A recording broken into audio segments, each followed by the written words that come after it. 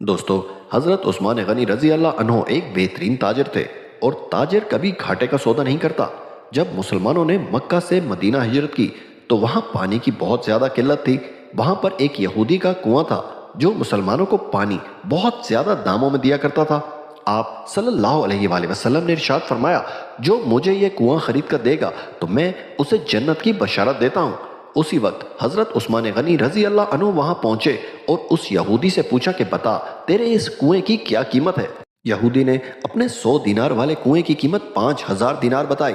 حضرت عثمان غنی رضی اللہ عنہ نے 5000 دینار اس یہودی کو دے کر وہ کنواں خرید لیا۔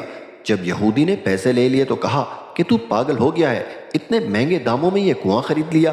حضرت عثمان غنی نے کہا کہ میرے نبی نے اس پر جنت کی بشارت دی ہے، تو نے اپنی اوقات کے حساب سے اس کی قیمت بتائی ہے، ورنہ میں تو اس کنویں کو خریدنے کے لیے 40,000 دینار لایا تھا۔